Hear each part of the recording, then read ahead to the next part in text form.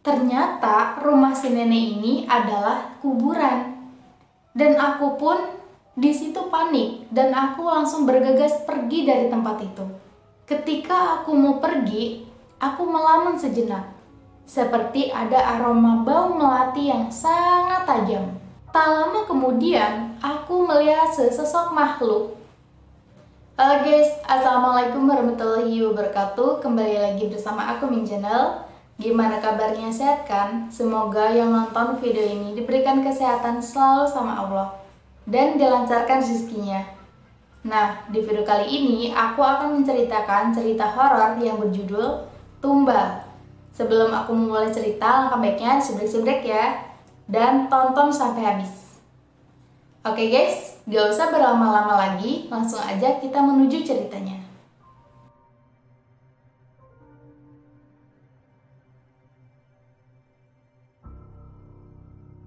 Pada suatu hari, di tengah siang yang sangat panas, aku sedang menempuh perjalanan jauh ke pedesaan, memakai mobil, dan memakai pakaian yang sangat bagus. Di tengah perjalanan, tiba-tiba mobilku mogok. Dan di daerah itu tidak ada seorang pun orang yang lewat ke jalan itu. Malam pun tiba, tapi mobilku tidak sama sekali menyala. Dan aku menelpon ke keluarga di kota, sama sekali tidak ada sinyal. Tiba-tiba, aku mendengar suara burung hantu. Konon katanya, jika kita mendengar suara burung hantu, di situ ada pocong dan beserta teman-temannya. Tak lama kemudian, aku pun yang sedang ketakutan membetulkan mobilku sendiri. Sebenarnya, aku sedikit tahu tentang mesin mobil. Dengan rasa takut dan bayang-bayang pocong beserta teman-temannya itu di benakku, akhirnya mobil aku pun menyala. Beberapa jam berlalu, aku terbangun karena aku kaget. Ada seseorang yang mengetuk kaca mobilku yang belakang, lalu aku pun menengok ke arah belakang. Dan di belakang ternyata ada seorang nenek-nenek. Karena aku kasihan dengan nenek-nenek itu, akhirnya aku pun menyuruh dia untuk masuk ke dalam mobil. Lalu aku tanyalah kepada nenek itu, "Nek, rumahnya di mana?" Tetapi nenek itu hanya diam saja. Tetapi nenek tersebut menunjukkan ke arah depan. Dan aku pun langsung menuju arah depan, belok kiri, dan langsung aku belokkan ke kanan. Setelah perjalanan berlalu, aku bingung kenapa rumahnya jauh sekali. Padahal sebelum belokan ke kiri, aku melihat ada rumah-rumah kecil, ya mungkin hanya 5 kepala keluarga. Aku pun bertanya kepada si nenek, "Nek, rumahnya kok jauh banget ya? Apakah sudah sampai?" Lalu nenek itu menjawab, "Sudah dekat. Maju aja sedikit lagi, itu juga bentar lagi sampai." Hihihihi, dia langsung ketawa dong kayak gitu. Dan aku pun terkejut. Tiba-tiba si nenek mengeluarkan suara yang seperti kuntilanak. Dan aku pun membawa mobil tanpa melihat ke arah si nenek ini. Aku hanya fokus melihat ke depan. Setelah sampai di tempat yang dibilang si nenek tersebut, lalu aku bilang kepada nenek itu, "Nek, ini sudah sampai." Tiba-tiba nenek tersebut tidak ada. Dan kalian tahu tidak, aku mengantarkan si nenek ini ke tempat kuburan. Ternyata rumah si nenek ini adalah kuburan. Dan aku pun di situ panik dan aku langsung bergegas pergi dari tempat itu. Ketika aku mau pergi, aku melamun sejenak. Seperti ada aroma bau melati yang sangat tajam. Tak lama kemudian, aku melihat sesosok makhluk. Dan aku pun di situ tidak ingat apa-apa karena aku langsung pingsan. Saat aku terbangun dari pingsan, ternyata aku berada di rumah gubuk yang sangat kecil dengan lampu yang remang-remang.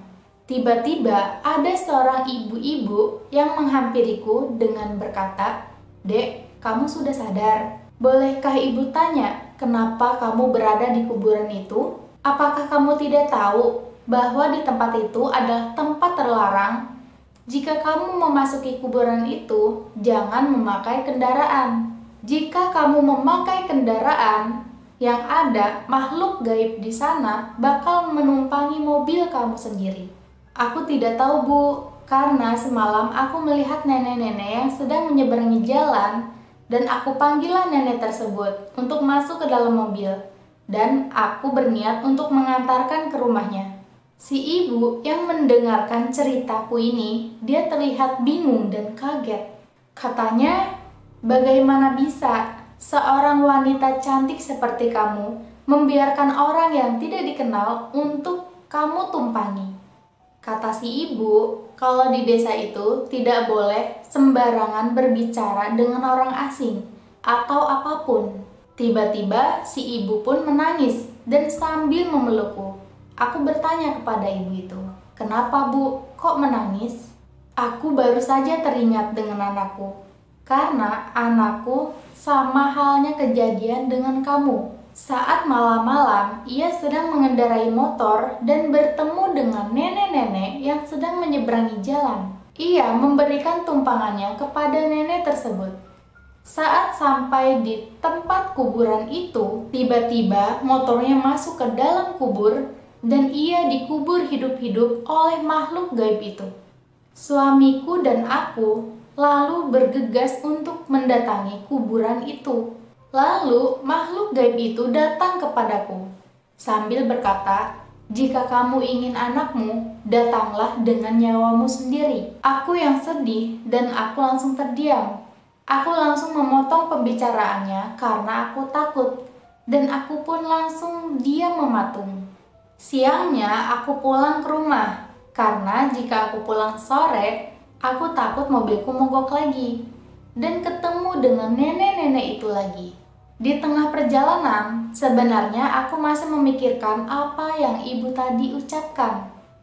Dan aku pun ingin tahu tentang kelanjutan ceritanya.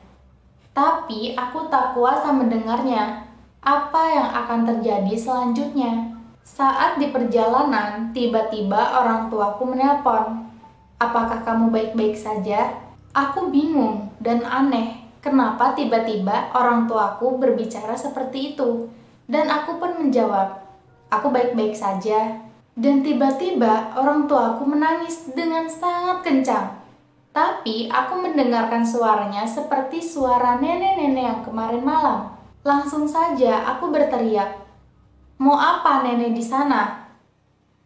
Tapi nenek itu menjawab seperti ini, "Jika kamu pulang, orang tuamu akan mati." Dan tiba-tiba teleponnya terputus. Aku langsung menuju ke rumah dan langsung menancap gas. Semua yang menghalangiku, aku hantam. Sampai-sampai ada seorang anak kecil yang aku tabrak. Saat aku sudah sampai di depan rumah, aku berlari ke dalam dan mendobrak pintu sekencang-kencangnya sampai-sampai badan aku sakit semua. Dengan tubuh yang lemah, aku pun langsung pingsan.